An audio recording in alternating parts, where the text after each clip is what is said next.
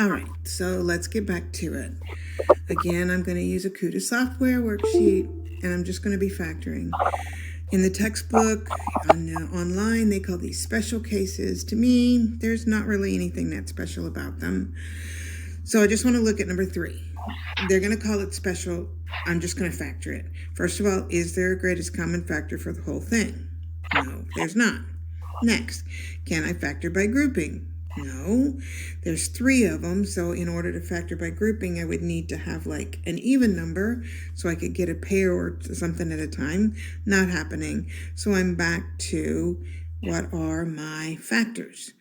So for 25, it's not too bad. I got 1 and 25. I got 5 and 5. For 16, there's a few more of them. I got 1 and 16, 2 and 8, 4 and 4.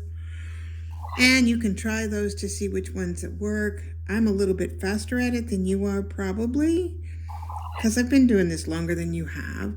So I'm going to go with the 4B and the 4B. I'm going to go with the 5 and the 5. It might not have been your first choice, but I'm going to make it work.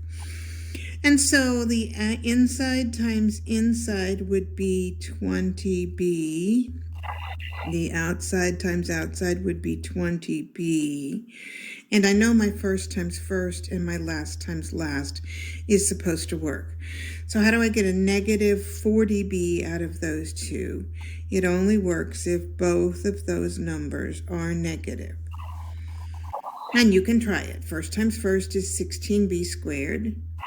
Outside times outside is negative 20B. Inside times inside is negative 20B, which does add up to negative 40B. And last times last, negative times negative makes that positive 25. Should feel like there's absolutely nothing different that I did here on this problem, and there isn't.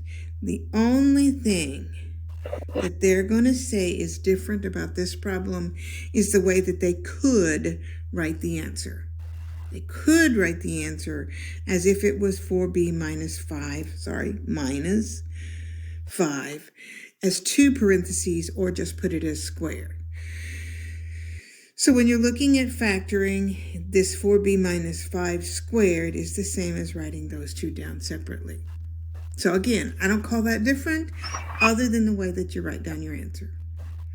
And the MathXL sometimes works on it this way. Sometimes it'll accept it this way. You'll just have to check and see which one works for the problem that they're on. Number 1, again, somebody might say that this is different. To me, it's not totally different, but let's try it. First thing to try is there a greatest common factor? Nope, not for 16 and 9. Next is to try, can I factor by grouping? Can I factor by grouping? Well, there are only 2 of them right now, so they're already a group, and I can't find a greatest common factor. So that's out. So the next thing for me to do is try and factor it as if it were one of these. But you see the problem. The problem is that there's only 2 of them, making it a binomial, and this is a trinomial. So I'm going to put it, just like we did with long division, I'm going to put it in standard form. And now it is a trinomial with a 0 in the middle. And so now I'm back to, okay, let's just try and see if we can't come up with some numbers there. So for 9, not too bad. 1 and 9, 3 and 3. Again for 16, 1 and 16, 2 and 8, 4 and 4. And again, you can check each one of those numbers. You can test them to see. So this one, I'm just going to try the 4 in and the 4 in. And again, I happen to know that I've done this a lot longer than most of you. So I'm going to use those 2. And there's a reason why I'm going to use those 2. In particular, this 0. That means that when I take the outsides and the insides and I put them together, I need to actually end up with the exact same number so that I can add them and subtract them to end up with 0. So what does that mean then? That means that this negative sign had to go there and that this positive sign had to go there. So again, the process, first times first, 16n squared. Outside times outside is a positive 12n. Inside times inside is negative 12n, which does give me 0. And last times last is a negative 9. So it works. The only thing, again, that's different between this problem and the rest of the problems that I see is that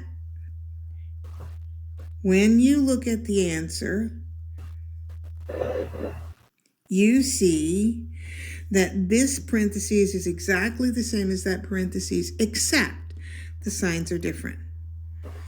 So this is actually called a difference of two squares, and it's a big deal, only because it does allow me to factor a binomial when it's got a subtract sign and the other pieces are squares.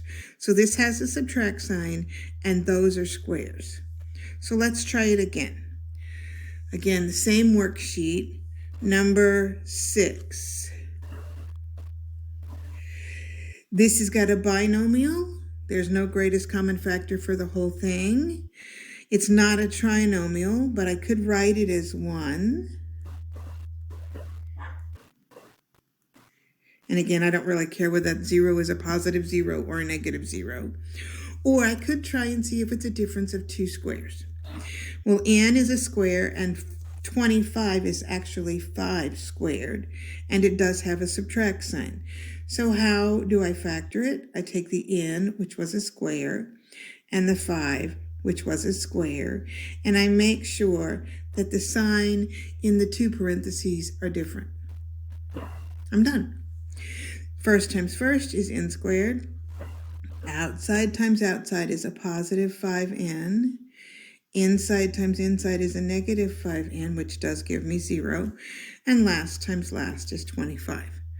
So that's all there is to factoring using special cases. The other thing we want to talk about today is the set of instructions that say factor completely. And I got this worksheet at that email or at that link. So you're welcome to, see if I can't zoom out. You're welcome to go ahead and look that up if you want to look that up to get that. And this is the second page of that. So factoring completely, what does that mean? That means that I have to use all 3 of my steps. That means that I have to find the greatest common factor if there is one. Means that I have to factor by grouping if I can. And then it means that I need to use my guess and check if I can. So question number 3. Question number 3. Is there a greatest common factor for the whole thing?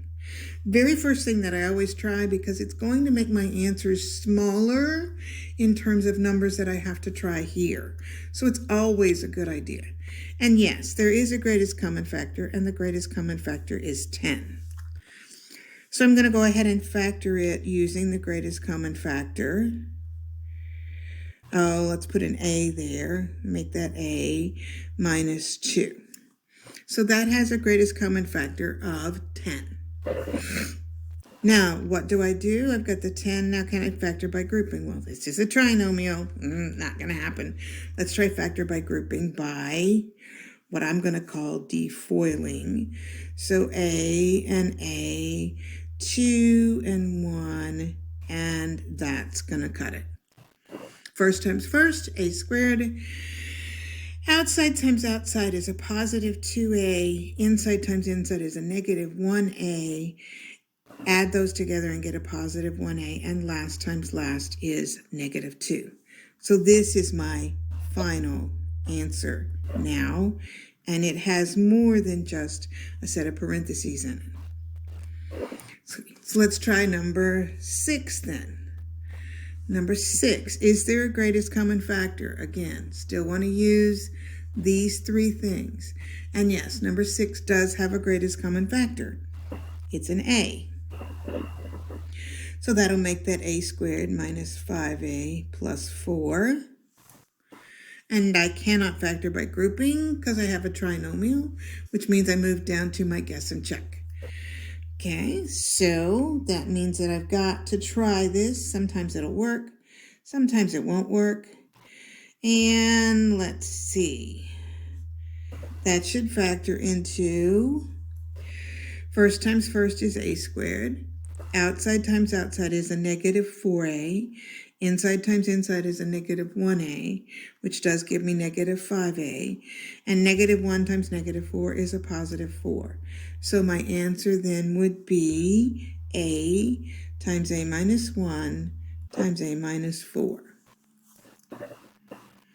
Okay, let's try number 12 then.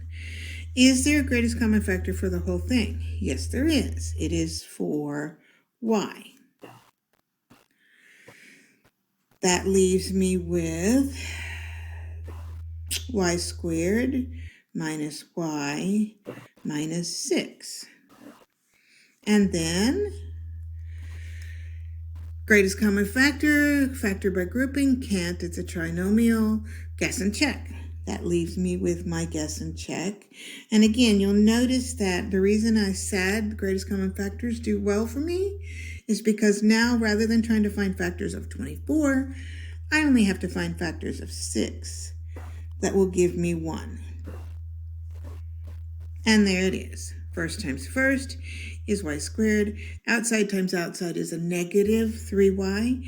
Inside times inside is a positive 2y, which gives me a negative 1y. And last times last is a negative 6. So my answer then would be 4y times y plus 2 times y minus 3. So on the assignment and on the test, the instructions are going to say factor completely because that's what we want you to do on every problem. But now we need to make sure that we always look at all 3 options to come up with answers. All right, bye.